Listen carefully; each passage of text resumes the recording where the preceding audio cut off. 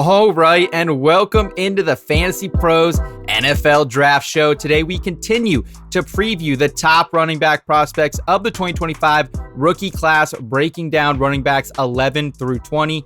I'm your host, Seth Woolcock, and I have quite the star-studded cast joining me today, including a man who likes to stir up the internet conversation with his hot takes on this NFL draft class, Louisiana native Derrek Brown, aka D-Bro.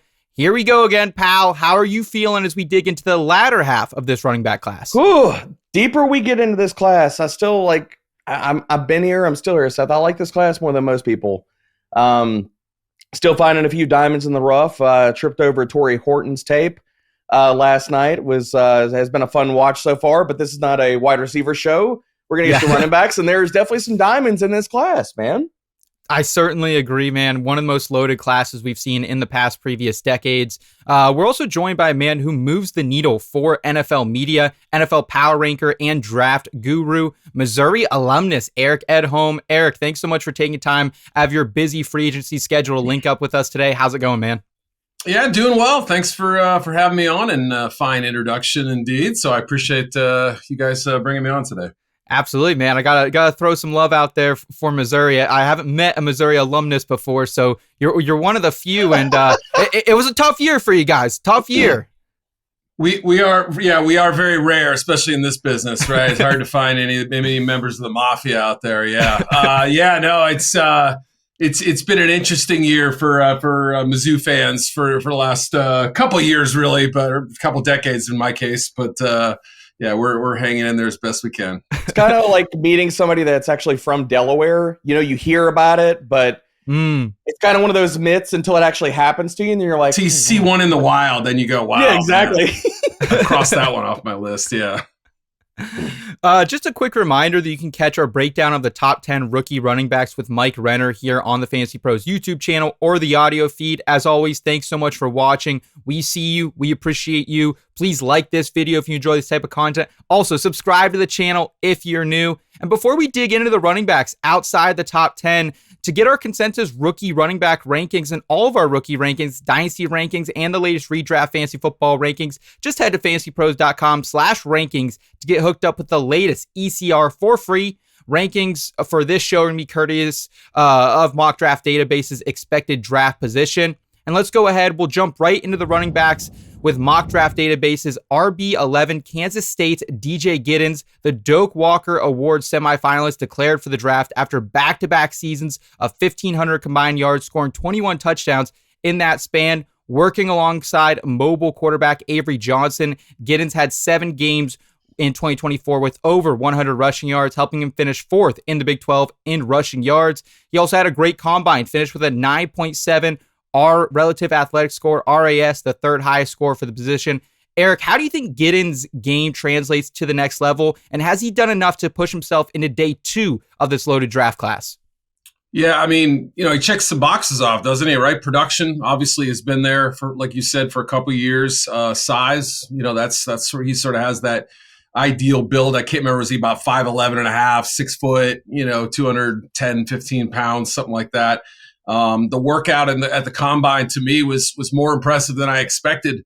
Yeah. I wasn't exactly sure what we were going to get, but I saw that and felt like it kind of validated more of what he did in college. But I would say also the sure-handedness. I mean, I think he was credited with like 1 fumble over the last couple of years too, which is really good. And I would say the burst and suddenness isn't exactly like top-notch ideal, but I think in the right kind of system, I could see, he's a big back with some little back qualities, I guess you would say, and I think the workout in Indy kind of helped validate that style can maybe work. We've seen some backs in the past who had those qualities who didn't necessarily translate, but I kind of like the template. Actually, he was the guy I'm sort of putting on my go back and watch more tape on just to make sure I'm not missing something based on those combine workouts.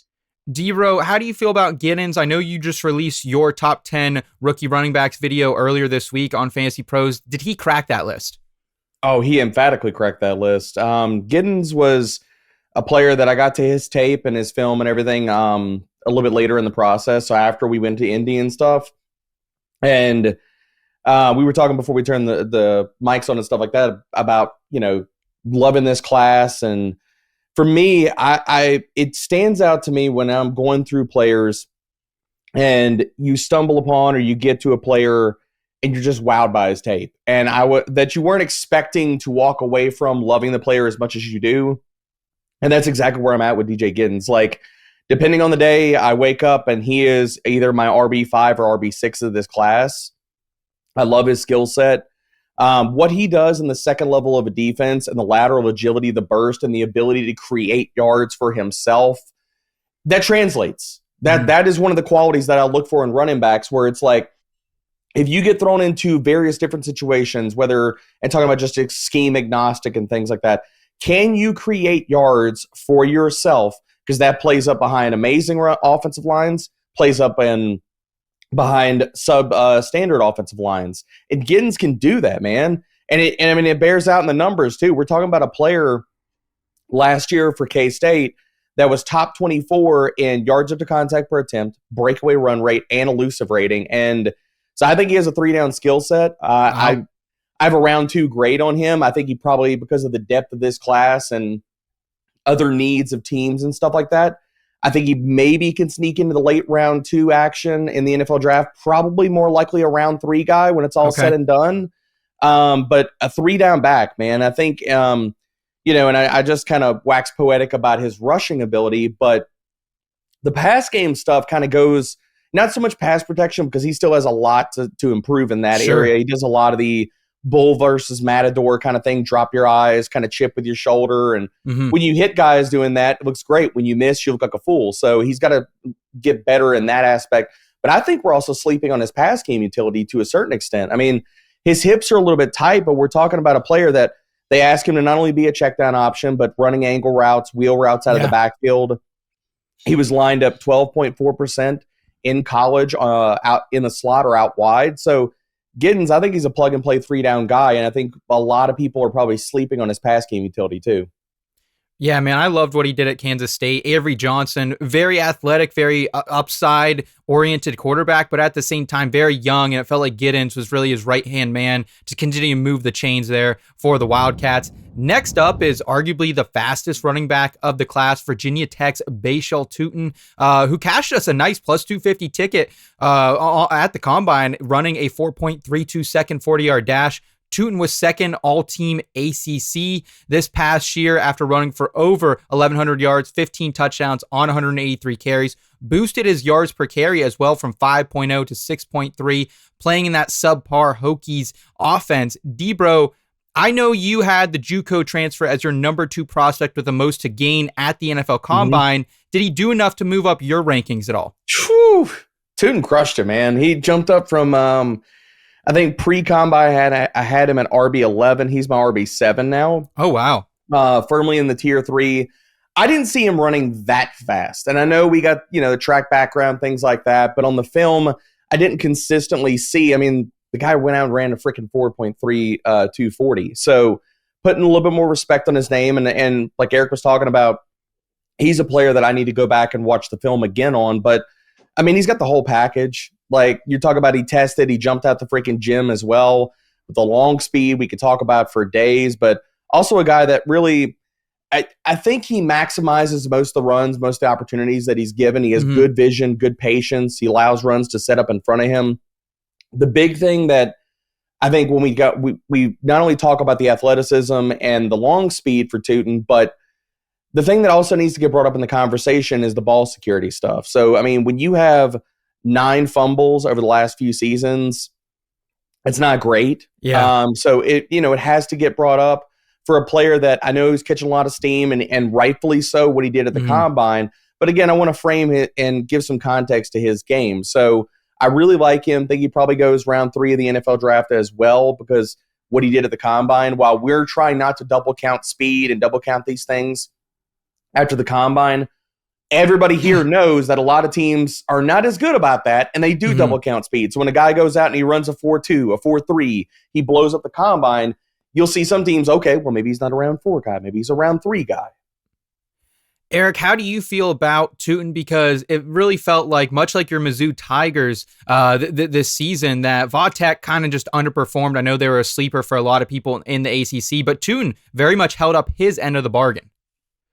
Yeah, I'm a little bit ambivalent about him. I'm not quite as high on him. I'm pretty sure I didn't double count the speed on him because I had him in my I think it was 17 candidates to run the fastest 40 in Indy, and he was on the list. And it's hard because you got to put more guys than you think because obviously a handful bow out and all that. Yeah. But we did know about the track background and the speed.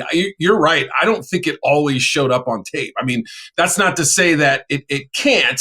But it was the kind of thing where it was like you had to trust the idea that, yes, this is a guy who can run a 4.3. With Giddens, for instance, I didn't necessarily think he was quite that fast. I mean, I was more surprised by that than I was by Tuten's even faster speed, if that makes sense. He also had a little bit of a quiet week at the Senior Bowl, and I try not to put too much stock in for running backs with that. I mean, watching practice, I kept thinking, you'd like to see them sort of show up a little bit and just have a moment or two, right? And with backs, again, in that setting, I don't know that it's the most ideal environment for them to kind of break out unless they're just absolutely spectacular. But he's an interesting player, a little bit Isaiah Pacheco-ish in terms of how he runs. And also, we forget Pacheco's fast as what. I mean, he doesn't always get to show it in that offense and such. So again, I'm kind of conflicted. I really enjoy watching him, but I think at that size, trying to run the way he does, he may not have a terribly long career. So this is a player that may have a moment in time where he's really good. And if he's in the right environment, the right offense, the right quarterback, the right complementary back, if you will, it will not stun me that he has success in the league. I don't think we're talking about a guy who plays 10 years and is a volume back for a big chunk of it. That's just my kind of 30,000 foot view of what he is. But again, when you put up this kind of explosive numbers too, not just the running, but also the jumping drills, 40 plus on the vert, almost 11 feet in the broad, that opens some eyes. So yeah, I don't know if he'll quite go as early as third round. Just my personal take. I would imagine he's more of an early day 3 guy, but it wouldn't stun me if he went in the top 100. Yeah. I love how you frame that, Eric, because the guy that I comp him to, I think perfectly fits a lot of the things you're outlining there. Like, he reminds me of Elijah Mitchell. That's pretty good. Yep. That makes sense. And who do they just sign, to add to that backfield, right? Yep. So I get it. Yep. I mean, and there's so many teams right now. I think of the Chargers that need someone to be the lightning to someone's thunder out there. They just signed Najee Harris. So maybe Tuten can slot into a change of pace, pass catching role in the NFL. Don't forget my boy Kamani Vidal. Sorry, got to throw that in there. Yeah. I don't know, Eric. We're leaving the light on here. Hey, in an 8 carry role, he could be really good,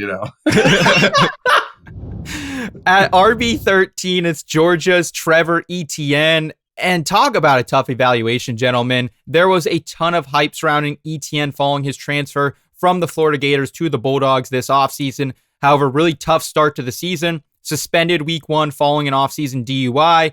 Never really got his feet under him. Battled injury throughout the year. Regressed to 5 yards per carry on 122 carries this season while splitting time with Nate Frazier in that Bulldogs backfield. Still, there's a lot to like about Etienne's upside, including the NFL lineage, pass catching chops, averaged 3.2 receptions per game this past season, and a 4.42 second 40-yard dash as well. Eric, where does Etienne fit into this stacked 2025 class for you?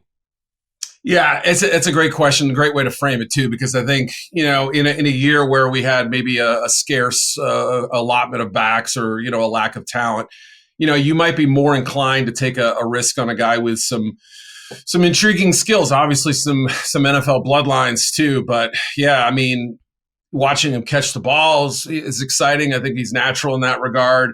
You see some bursts and stuff, and you see some things that you say, well, just the low mileage too. I mean, that alone is considered a plus or whatever. But small frame, I would say maybe not a complete game. I know people have said, hey, look, he's got 3 down ability, and I think he does. But I almost see him more as a third back than I do a first or second back, if that makes sense. Like somebody who could step in to either of those roles, first and second down, third down, what have you. But also there's some character stuff that has to be checked on him. He's had some arrests and things in the past, and the injury factor, as you mentioned as well. Again, I'm just kind of conflicted with him. I mean, it's tough when you're coming off a season that wasn't as productive as A, the year before, or B, is what you're expecting if you're kind of projecting forward or whatever. So it was just a little disappointing, some of it out of his control. Obviously the arrest, as we mentioned, was one reason, but the injury is what I was trying to say, factored in as well. So I don't know. I mean, obviously he's going to get compared to his brother in some regards, but I don't really see the match there. I don't know that they're the same player at all. So he's one that could easily be misevaluated by some people. And I wasn't blown away and I wasn't in love, but I don't obviously hate the player. I just think there's some stuff that you have to know going in before you invest. D-Bro, where are you at on Etienne? And is he very much a day 3 pick for you? Somewhere in day 3, probably a round 5 guy. I don't think he's going to garner a ton of interest or have a team trading up for him. I'm going to echo a lot of the things that Eric laid out about Etienne. I think this is very much when we get siblings and bloodline and other players, from the same family tree in the NFL, people want to go rush to comparisons. I think this is more of a Dalvin Cook versus James Cook kind of situation. Now, James Cook has been more prolific in the NFL than I think a lot of people thought. That we were all surprised in the second round of the NFL draft. But Trevor Etienne, I think the biggest highlights about his game, coming off the down year, but previous year prior, 15th in yards to contact per attempt, 21st in elusive rating. So the tackle breaking is there. I mean, for him, I think you're looking at a committee back. I think you're looking at a guy that could spell the starter, kind of like Eric said. If the guy goes down, can he handle and tote the rock for 2 to 3 weeks until somebody comes back and be your plug-and-play kind of starter for the short term? I think definitely he can handle that because he's got good vision. He maximizes pretty much every opportunity you're giving him. The pass game utility is definitely there. He's got reps in the slot and out wide. Really, really good hands. While he might not be the most explosive route runner, and we're not talking about a guy that has the pass game utility of his brother, he still has, you could utilize him in a few different ways in the passing game. And a guy that, only one drop in college, so very dependable catching passes out of the backfield. Okay. Where's he in your Dynasty rookie rankings, D-Bro? Would you take a 4th round flyer on him in superflex drafts? I wouldn't have a problem taking a 4th round flyer. He's in a tier, he's in my tier 5. He's my RB 17. Okay. So a bunch of the guys we're going to talk about later are kind of in that tier. I've got Marcus Yarns, my love letter for him. He's above him. Jaquez Hunter, Jaydon Blue.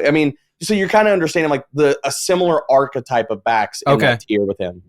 Okay. And if you want a chance to win a signed Stefon Diggs jersey for free, courtesy of our friends over at pristineauction.com, all you have to do is subscribe to the Fantasy Pros YouTube channel right now. Drop a comment below on any Fantasy Pros Dynasty podcast video, and that's it. We'll be announcing a winner right here on the channel, so make sure you turn on those notifications so you can be alerted when new videos are up and to claim your prize. Stefon Diggs still out there, guys. Still, Eric, any scoops you got where Diggs could land?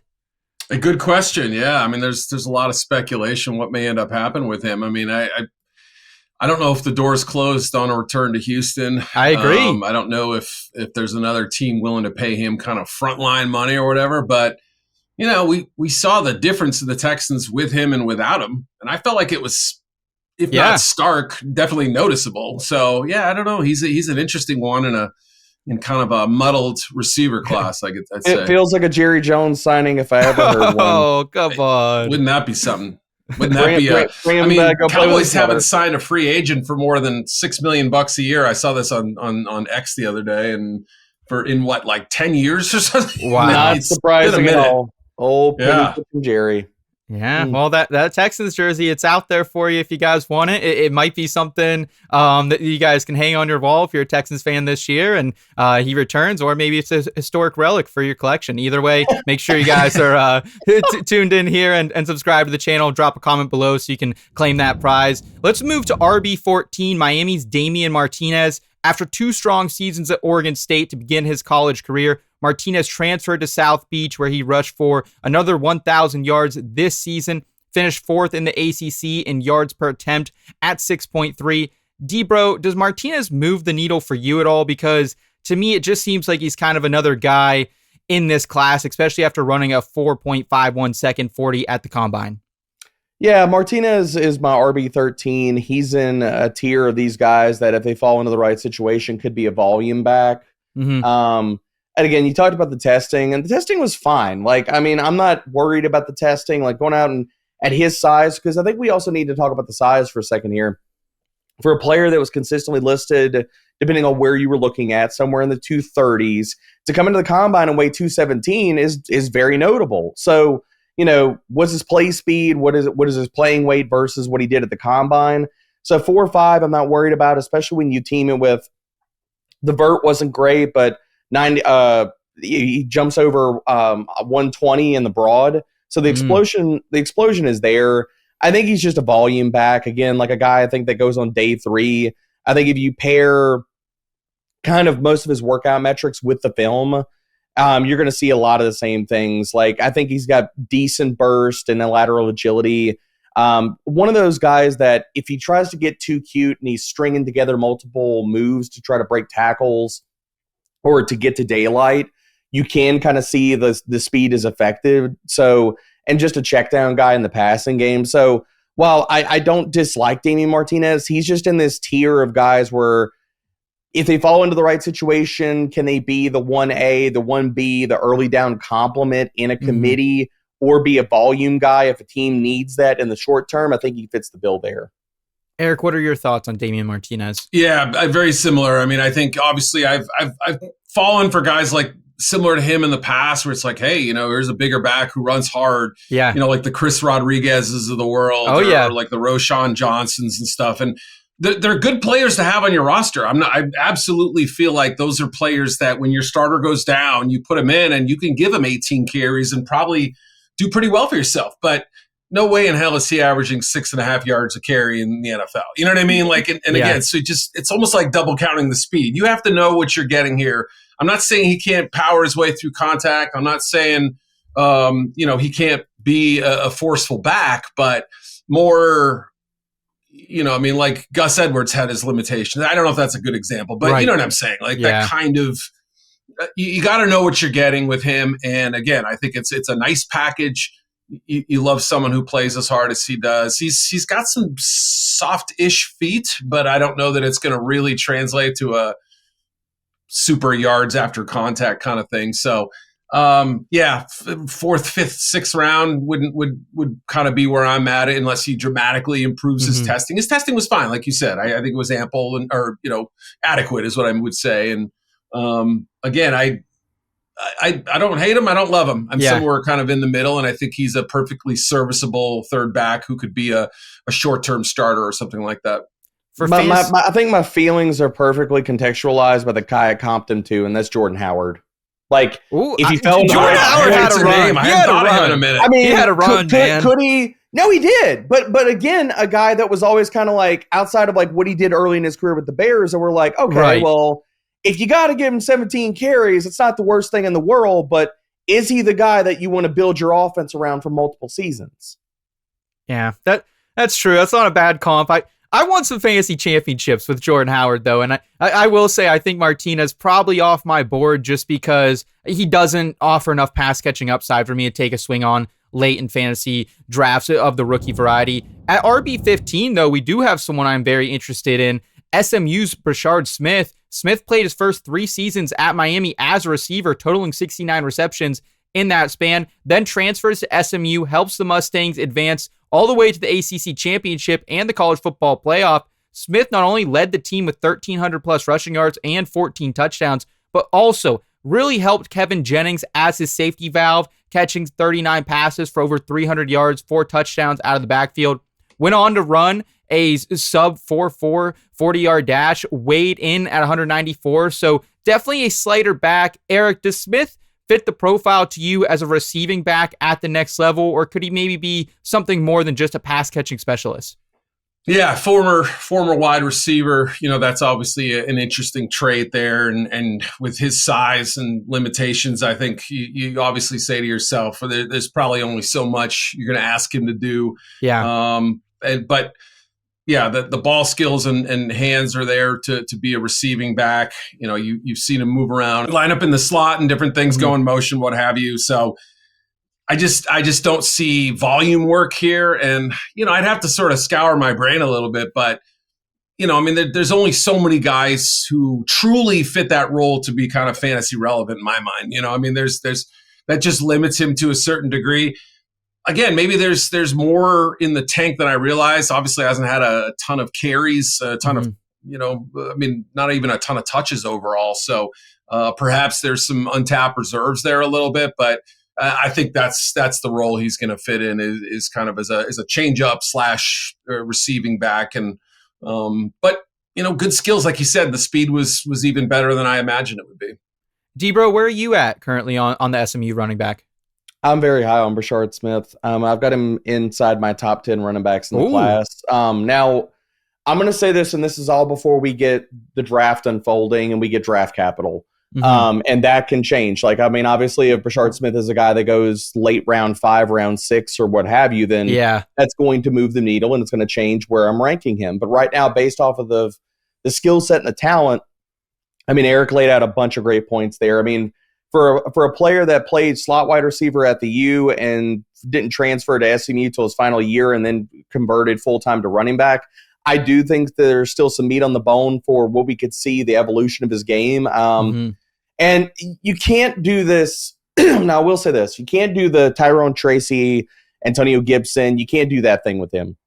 Right. We can't talk about that.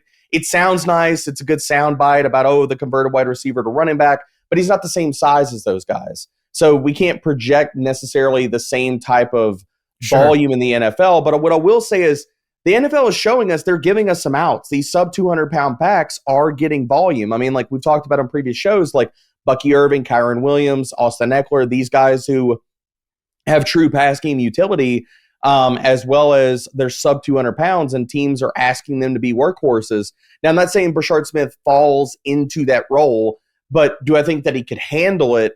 Sure, 12 to 15 opportunities. I look at, because we're getting a lot of those guys in that James Cook kind of role or that mold where they're slasher backs. They win with lateral agility, vision, speed. Brashard Smith proved the concept that he does have the speed. So I think that, he's a player that we could see his best football is ahead of him. Okay. And the receiving utility definitely plays up for me because, we talked about the receiving background. This guy's a weapon in the pass game. You can run routes with him out of the backfield. You can put him in the slot. You could stick him on wheels. You can put him on angle routes.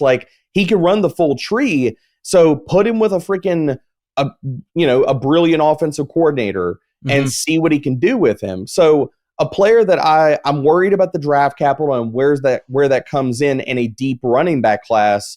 But if you were to tell me we're 2 years down the road, he's got himself into a 1A situation in a committee, or he's the 55%, 60% guy in a committee, I'm not going to be very surprised by that either. Devin Etienne or something like that. Yeah.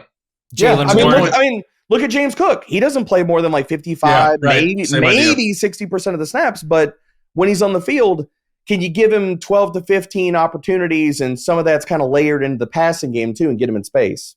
Well, I give it to James Cook when you got Ty Johnson there, baby. That's what I think. Oh, dear. He's back. There back. We go. He's still creeping out there, vulturing. Jumping down to RB16, it's Texas Longhorn Jaydon Blue. Very much the change of pace. Running back at Texas this past season, to Trey Wisner, totaled 730 rushing yards on 134 carries. Also finished 4th on the team in receptions. He had 42 of them for 368 yards and 6 scores through the air. He showed a ton of burst down the stretch in the college football playoff, then went out and laid down a 4.38 second 40-yard dash at the combine. At 5'9", 196 pounds, D-Bro, what do you see for the future outlook of Blue at the next level? Jaydon Blue, you are a future Baltimore Raven. I look at his game and I'm like, this is Justice Hill 2.0 is what I see with his game. Similar type of archetype where we're talking about Brashard Smith and some of these other guys where that 5'8" to 5'10", kind of build 190-ish, slasher back. Like, I really like Jaydon Blue, another guy that, like, while I'm not going to project him to be like a volume back in the NFL, I think he does serve well as the passing down component of a committee.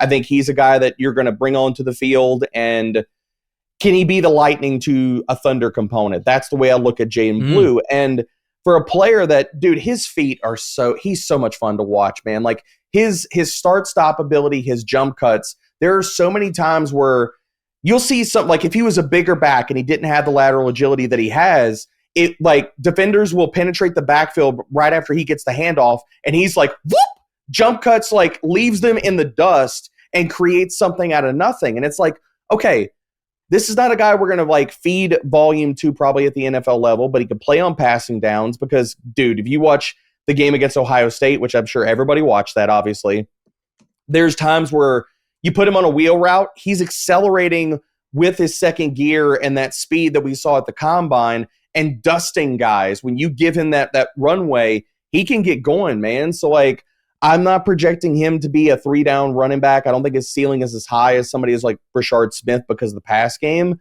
But can he be the 1B in a committee? Can he be the lightning component of a committee? Or, I mean, just like I talked about, Baltimore, Justice Hill is not getting any younger. Go draft this guy. Just team him with Derrick Henry until Derrick Henry wants to retire.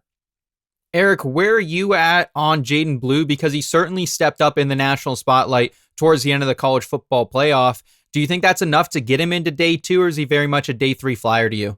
Yeah, that's a great question. I would probably say kind of right on that cusp. He was a candidate for my top 100 list that came out on Tuesday, and he ended up finishing right in the kind of the 110s or something like that. So, you know, I like him, and I think for the reasons you just said. I mean, you know, he's been obviously stuck in one of the most talented backfield situations in college football the last several years. You know, I think NFL scouts also kind of love those situations where they're like, the third guy is actually better than the first guy. You know, not really, but the speed is obvious. The wheel route quality that you just mentioned, I think that's going to be a big part of what he does. And is creative offensive mind. Give him, you know, a package of touches, and I think he'll do pretty well for himself. So, yeah, I think there's some untapped ability there that obviously was I think a little bit more showcased down the stretch. Which was at the Clemson game, I guess, and then the next week, and you know there was a lot to get excited about there. But yeah, I mean it's just sort of a limited appeal from a size 3-down ability, but I wouldn't say that that's a huge detriment. Like you said, there are plenty of backs around that 200-pound range who are still able to make hay. Fumble issue is on a per touch basis is a little concerning. So there are some teams that I think will mark him down for that. Okay, awesome. And by now, most of you have probably already heard of Reality Sports Online, the powerful fantasy sports platform where owners get to build and manage their fantasy team like an NFL general manager. But the question is, have you tried it yet? It's time to go see what all the buzz is about in the Dynasty community: free agency, multi-year contracts, a rookie draft, multi-team trades, franchise tags, contract extensions, first-round rookie options, automated contract and salary cap functionality, and much, much more. If you think it sounds complicated, it's really not. The best thing about Reality Sports Online Fantasy Front Office is that it doesn't take any more time than a standard league. It just requires a little more strategy. Think you're among the fantasy elite? Well, this is the platform to test your mettle. Still not sure? You can test out your GM skills for free in a mock free agency auction. And if you like what you see, use the promo code FantasyPros to receive a 10% discount on your team or league today. Again, that's promo code FantasyPros to receive a 10% discount on your team or league today. Fantasy just got real at realitysportsonline.com. Next up is Oregon's Jordan James. After spending his sophomore season as the change of pace back in Eugene to Bucky Irving, James got his chance to shine this past season on a Ducks team that was undefeated heading into the college football playoff, rushing for over 1,200 yards, third in the Big Ten, scored 15 touchdowns on the ground, second in the conference on 233 attempts. However, he didn't have the best NFL combine, posting just a 6.4 relative athletic score after running a 4.55 second 40-yard dash. Eric, I think any other year, evaluators would be much more interested in a guy like Jordan James, but where do you think he sits in this loaded 2025 running back class? Yeah, I'll be honest. He's the one guy that I've heard kind of mentioned, at least among the, there's some people who have a pretty high opinion of him and others more in this range that you guys are talking about.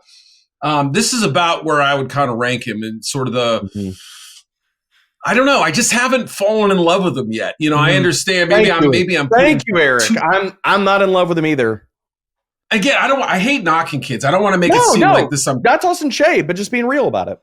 Yeah, if I'm comparing him apples to apples versus, they're different, but Bucky versus him, I was a Bucky fan coming out last year. I thought, okay, I can see how this guy fits in. I'm not quite as enamored with Jordan James. The combine testing didn't really that killed it for me. No, it wasn't anything like that. So he's a little better built than I realized. He's got a little bit more of a NFL frame than I think I realized, even though he probably lost some weight before the combine and didn't run all that fast. So that's a little bit concerning, but not really a home run threat. I think you can say he'll get some second level runs and stuff, but I think the low center of gravity and his willingness to, attack people in the hole and hit them square on is exciting, but I don't know about the entire package. And I just sort of a little bit ambivalent, I would say, overall. D-Bro, it sounds like you're kind of in a similar way viewing Jordan James. Yeah, I've got him as my RB23 in this class, so I've got him. No kidding. Okay. Wow. I wasn't that harsh on him. I mean, I'm just look. We get into the lower parts of this class, or like the deeper parts of this class, I should say. There's just guys that I like more. Like, give me Marcus Yarns, give me Jaquez Hunter, give me Jaydon Blue, Trevor Etienne, a bunch of these other guys like over Jordan James, and it's just I don't see. I guess every one of these guys, you say, okay, in the NFL, what is going to be your role? What is your superpower? How do you win? Right. Yeah. What is going to give you the ability to carve out a niche or a role or an opportunity or a job? That's where I struggle with Jordan James. I think he's really good at a lot of things, but master of none. And you look at the testing didn't surprise me at all, because if you watch the film, you're not seeing a guy that's hitting home runs. You're seeing a guy that can absorb volume. The low center of gravity really helps him a lot, because guys are having a hard time wrapping him up. He's able to power through a certain weak arm tackles and things like that. But for a player that last year was outside the top 65 running backs in FBS in elusive rating, breakaway rate, and yards after contact per attempt, there's just not a ton there where I'm like, okay, you were a really good collegiate running back, but I just don't see it really at the NFL. Like, he reminds me of a guy that very similar, not similar totally in career arc, but got a lot of volume. Some people liked him, but ended falling to UDFA. Like, he reminds me of Scotty Phillips. Oh, that's a pull. That's a deep pull. Okay. Similar build, bowling ball kind of guy, but really good, but master of none, as far as traits. Yeah. No, great point. Next up at RB18 is somebody the Devy fantasy football community is all too familiar with. South Carolina's Raheim Rocket Sanders. After setting the world on fire with over 1,700 combined yards at Arkansas as a sophomore in 2022, Sanders was believed to be one of the top backs in the 2023 class. However, he suffered a torn labrum in that 2023 season, then transferred to South Carolina for his senior year. Him and quarterback Lenore Sellers proved to be a dynamic pairing. They led the Gamecocks to a 9-4 season, just on the outside looking in of the college football playoff. He was named the 2024 College Football Comeback Player of the Year after going over 1,000 combined yards and scoring 13 touchdowns with the Gamecocks this past year. It's also been a great pre-draft process for Sanders. He posted a 9.8 RSA score at the NFL Combine, the second best score for a running back in this class. With that said, D-Bro, should Sanders be higher up on this list? No. I'm going to say that come very bluntly. Nope. I've got him as my RB22. I think that Sanders, and when I turned on his film, the first guy and the guy that I comp him to, and I kept seeing over and over again, and the testing, and I'll say this, Rocket Sanders, the testing and what he did at the Combine was extremely impressive. Yeah. It doesn't cross over to the film, man. Like, I don't see it consistently crossing over to the field. He's got stiff hips. He's an upright runner. You're not like, he looks lumbering at certain times, build up speed. is definitely there. But if you hit him in the backfield and if somebody goes low for his ankles or goes for his legs, he's probably going down. But if they're foolish and they try to hit him high or they get a weak wrap, can he push or stiff arm a guy or get out of it? Sure. Dude, he reminds me of Zamir White as far as like a player that like crushed the combine, went and tested. But if you watch the film, a more limited runner, more of a linear runner, upright, not like a monster out of the backfield running routes and stuff. I just think like upright runner, tight hips, good build-up speed. Mm-hmm. You're going to need a good offensive line in front of him. Can he handle volume? Sure, but a guy that I think is probably a round 5, round 6 pick in the NFL draft. Eric, where are you at here on Rocket Sanders? Not quite as harsh. I keep waiting for us to like violently disagree on a prospect, but we're pretty close on this one. I think his short yardage ability is gonna end up being helpful. I mean, again, he's not like a big back who just slams in a line. He's a bigger back who has enough, I think, sort of instincts, vision, and wiggle just to get through those cracks. I mean, he's really good in those gotta have it type situations. So I mean, I was maybe a little stung too. I watched him convert a bunch of 4th downs against us, and I was at that game in the other Columbia, South Carolina. Fun weekend. Just didn't turn out the way I hoped, but and I hope we get to talk about Lenora Sellers next year. Just my personal thought, but love Sellers, yeah. Yeah, he's a fun player, no doubt about it. I think you make a lot of good points. He's probably a little bit sort of system dependent or offensive line dependent in some regards, so not going to necessarily create a bunch of yards for himself, but I also think he's not going to hurt you very much, and I think he's going to be a net positive overall. But you can tell I'm a little bit. I like him as a football player. I just don't necessarily love him as an NFL prospect. If that makes sense. He feels like a future New England Patriot, a future Los Angeles Charger. Put him in one of those. Yeah, Charger. Right, exactly. I can see that. Spot where they're going to run a lot of power, a lot of inside zone, a lot of gap and stuff, get him downhill. And sure, could he be a guy that like ends up like carving out like a Gus Edwards type of career? Possibly. Yeah, very, very true. Real quick, I just wanted to remind everyone about our Dynasty Rookie Draft Simulator that lets you complete a mock in minutes with no waiting in between picks.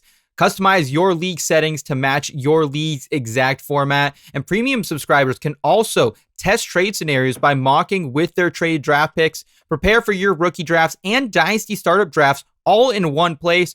Use the Dynasty Rookie Draft Simulator to dominate your rookie draft today at fantasypros.com/simulator.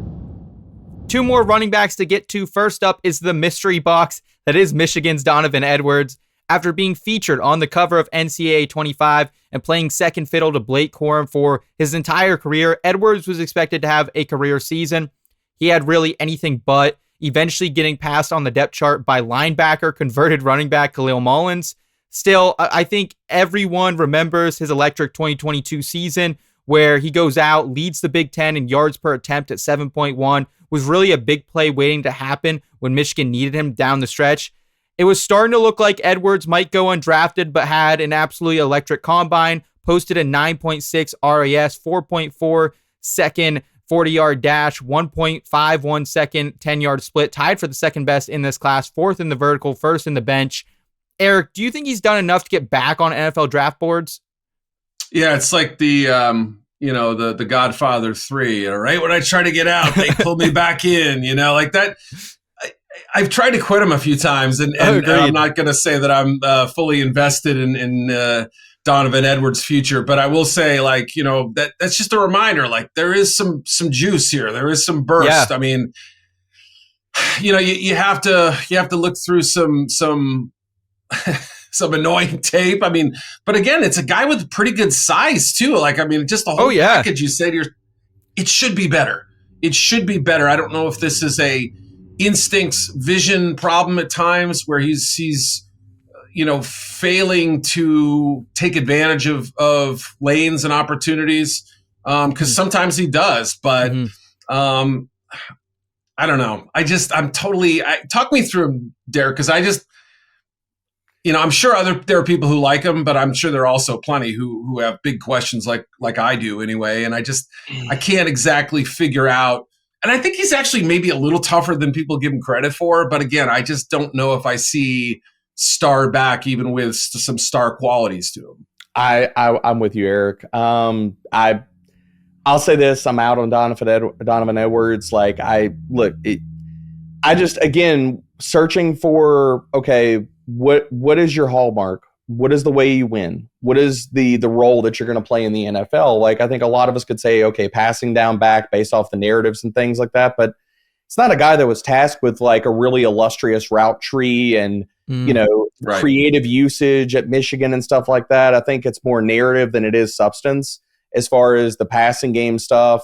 I was surprised, honestly, that he tested as well as he did at the NFL Combine, because again, talking about players that come across with really good testing numbers, but does that cross over to the film? I don't think it crosses over to the film. You don't see that type of lateral agility, that explosion on the film and stuff for a guy that really he gets more by like with guts and toughness on a per down basis, where you're not seeing him juke guys in the open field. You're not seeing him run away from guys. 2022, he did a little bit in 2022. Yeah, but I think a lot of the injuries have kind of sapped that from him. And I while he tested really well, I don't know if he gets a lot of that or most of that back. So the back that we're presented in front of us right now that's entering the NFL, I don't see those same type of abilities. And for a player that as well, I think he's a one-cut runner. I think he's probably going to get drafted based off of helmet, name, all that kind of stuff, probably round 5, round 6. But again, not a player. If I'm going value hunting in these later rounds of the NFL draft, if I was running a team, Donovan Edwards would not be at the top of the tier or on my board where I'm saying I want to draft this guy so I avoid the UDFA kind of hustle. Okay. We'll go ahead. We'll round out the program with Rutgers' Kyle Monangai.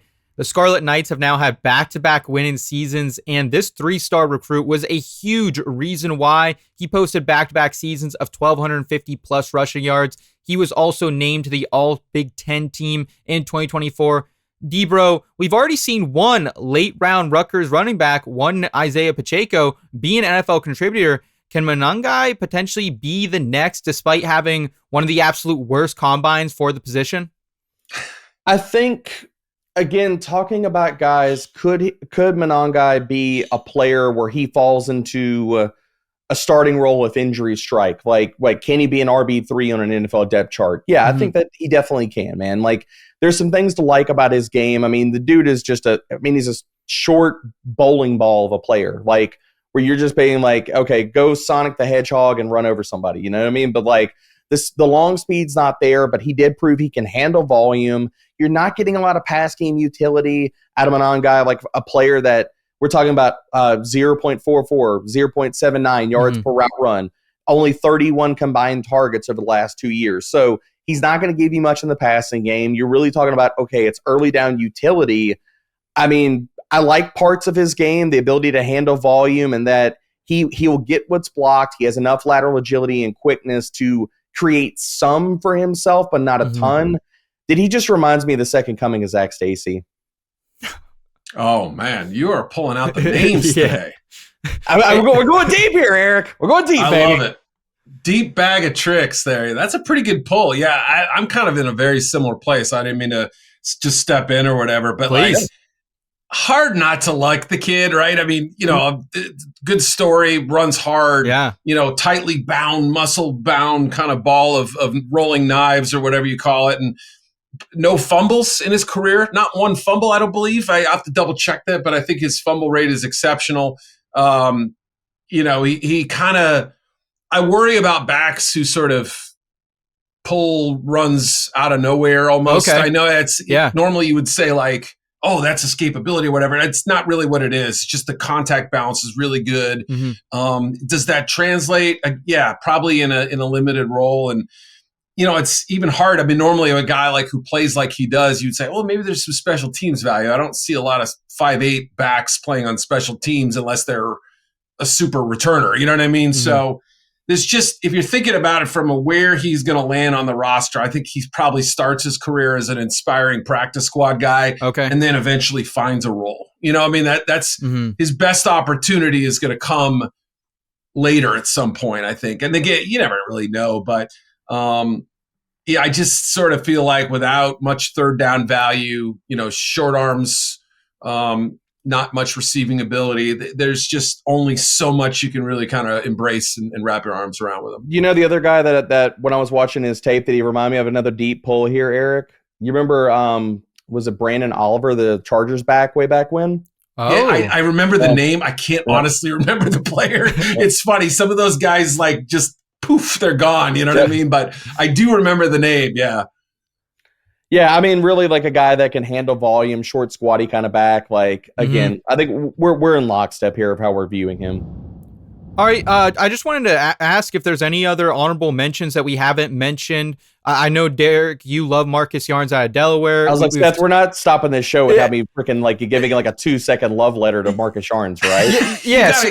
Get your stage. Yeah, Let's go. Let's hear it. Yeah. So what do you like about Marcus Yarns or any of these other honorable mentions that we haven't touched on, D-Bro? I mean, Marcus Yarns is in that firm tier of those, all like talked about, those space backs, those 190, 5'10" kind of guys that can play up in the passing game. Yarns went out and tested like a beast.